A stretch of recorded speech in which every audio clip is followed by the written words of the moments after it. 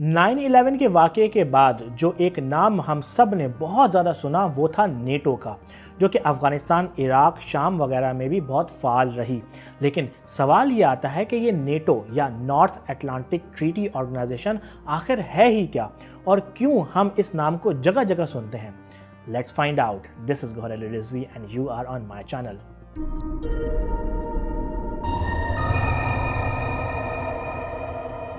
थोड़ा सा बैकग्राउंड से स्टार्ट करेंगे ताकि बात समझ में आए। जब दूसरी जंग अजीम ख़त्म हुई और उसके बाद कुछ होने वाले वाक़यात ने अमेरिका और यूरोप के दूसरे ममालिक को एहसास दिलाया कि उनकी इकनॉमीज़ अब रिकवर हो रही हैं, तो हम एक नई जंग को शायद फेस ना कर सकें, स्पेशली सोवियत यूनियन की तरफ से।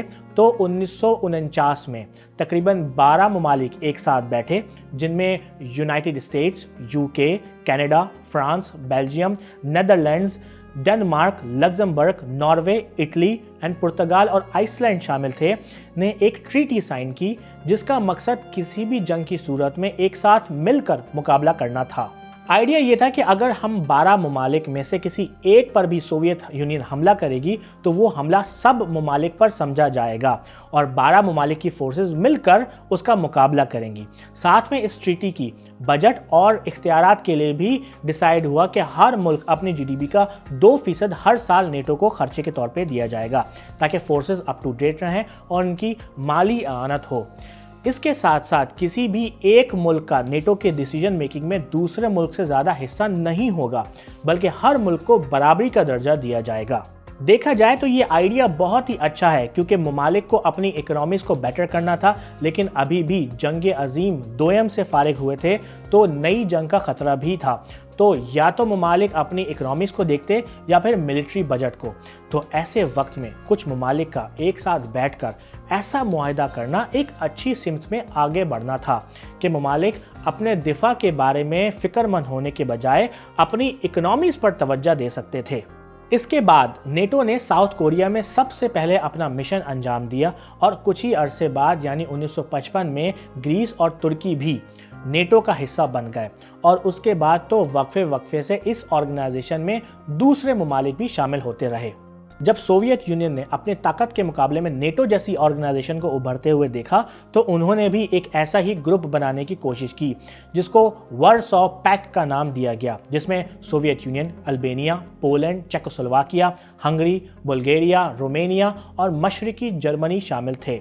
1957 में नेटो ने मैसिव रिटेलिएशन को अपना कानून का हिस्सा बनाया, जिसका मतलब ये था कि अगर कोई मुल्क नेटो के मेंबरान पर हमला करता है तो नेटो उन ममालिक पर न्यूक्लियर बॉम्ब भी गिराने से गुरेज नहीं करेगा। फिर 1967 में नेटो ने अपने मामलात में थोड़ी नरमी लाने की कोशिश की। प्लान ये था कि हम उन ममालिक से भी थोड़े आराम से बात करेंगे जो सोवियत यूनियन यानी कि वारसॉ पैक्ट का हिस्सा हैं। इस दौरान स्पेन भी नेटो का हिस्सा बन गया और सोवियत यूनियन ने अफगानिस्तान पर हमला कर दिया, जिसको हर शख्स सोवियत अफगान वॉर के नाम से जानता है, और हर पाकिस्तानी सोवियत यूनियन को टुकड़े टुकड़े करने का क्रेडिट भी लेता है, विच इज़ ट्रू। अमेरिका ने पाकिस्तान की मदद से सोवियत यूनियन के टुकड़े कर दिए, जिससे वारसॉ पैक्ट भी आहिस्ता आहिस्ता ख़त्म होने लगा और वारसॉ पैक्ट के ममालिक भी नेटो का हिस्सा बनने लगे, जैसे कि पोलैंड। लेकिन मैंने शुरू में बताया कि नेटो एक्चुअली सोवियत यूनियन के मुखालिफत में बनी थी, और अब सोवियत यूनियन ही ख़त्म हो गया था तो नेटो को भी ख़त्म हो जाना चाहिए था, राइट? लेकिन ऐसा नहीं हुआ, बल्कि नेटो और भी ज़्यादा उभर कर सामने आया और अब वो ऐसे काम कर रहा था जैसे कि एक पुलिस डिपार्टमेंट करता है, लेकिन दुनियावी लेवल पर। नेटो को हम एक ग्लोबल पीस फोर्स या पुलिस फोर्स कह सकते हैं, लेकिन अगर नेटो को हम ग्लोबल पुलिस कहेंगे तो यूएन के पीस कीपिंग ट्रूप्स को हम क्या कहेंगे? शायद आपको पता ना हो कि यूएन के पास भी एक ग्लोबल मिलिट्री फोर्स है जिसको यूएन पीस कीपिंग फोर्स कहते हैं। तो सवाल ये आता है, जब एक पीस कीपिंग फोर्स ऑलरेडी मौजूद है तो नेटो की क्या ज़रूरत? लेकिन जब 9/11 का वाक़या हुआ तो पहली बार अमेरिका ने तमाम नेटो ममालिक को कन्विंस किया कि अमेरिका की ज़मीन पर हमला तमाम ममालिक पर हमला है, जिसके नतीजे में नेटो ने अफ़गानिस्तान में अपने मिशंस किए। उसके बाद ऐसी एक्टिविटीज़ हमें इराक, शाम, यमन में भी नज़र आईं, जहां नेटो ममालिक ने हिस्सा लिया, इंक्लूडिंग तुर्की। मैं थोड़ा सा फास्ट फॉरवर्ड करूंगा। मैंने आपको शुरू में बताया कि नेटो में हर मुल्क को बराबरी का हिस्सा हासिल है और नेटो किसी भी मुल्क पर हमला नहीं करता जबकि सारे ममालिक इसमें रजामंदी शामिल ना करें। और ऐसा इसलिए है क्योंकि हर मुल्क अपने जीडीपी का 2% नेटो को देने का पाबंद है, लेकिन नेटो के तमाम ममालिक मेंबर 2% नहीं दे पा रहे थे और वक्त के साथ साथ सिर्फ वाहिद अमेरिका ही और कुछ और मुल्क 2% तक पैसे दे रहे थे और मामलात यहाँ तक आ गए थे कि तकरीबन 75% तक नेटो का खर्चा अमेरिका उठा रहा था। और इस बात ने अमेरिका का इन्फ्लुएंस नेटो ममालिक पर बना कर रखा था, लेकिन अमेरिका को परेशान भी किया हुआ था क्योंकि जहां ममालिक को अपने पैसे पूरे देने चाहिए थे वहां एक तो ममालिक कम पैसे दे रहे थे जबकि अमेरिका 2% की जगह तकरीबन 3.8% तक अपनी जीडीपी का नेटो पर खर्च कर रहा था। इसीलिए 2016 में डोनाल्ड ट्रंप ने ऐलान किया कि अगर दूसरे ममालिक अपने पैसे पूरे नहीं देंगे तो अमेरिका इस ट्रीटी से बाहर निकल जाएगा और नेटो का हिस्सा नहीं रहेगा, यानी 75% तक नेटो का खर्चा कट हो जाएगा।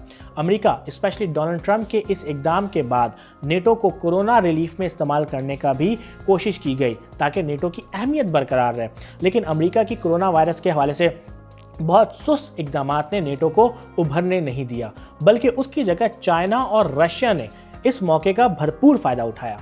जुलाई 2020 तक नेटो में तकरीबन 30 ममालिक मेंबर्स हैं। अगर कोई मुल्क इनमें से एक पर भी हमला करता है तो ये हमला 30 ममालिक पर किया गया हमला तस्वुर किया जाएगा। शायद ये बदलने वाला है। गार्डियन के एक आर्टिकल के मुताबिक अगर डोनाल्ड ट्रंप 2020 में फिर से इलेक्ट हो गए तो शायद वो नेटो से अमेरिका को अलग कर लेंगे, जिसका मतलब ये है कि शायद नेटो भी ख़त्म हो जाएगी। लेकिन दुनिया भर के ममालिक स्पेशली नेटो मेंबरान ममालिक नहीं चाहते कि ऐसा हो। होप कि आपको मेरी वीडियो पसंद आई हो। लेट मी नो कि आपको मेरी वीडियो कैसी लगी। अगर आप मेरी पर्सनल लाइफ को फॉलो करना चाहते हैं तो मुझे इंस्टाग्राम पे फॉलो करें gohar.rizvi। यूट्यूब पर मुझे ज़रूर सब्सक्राइब करें www.youtube.com/mychannelvideo and I will see you in the next video।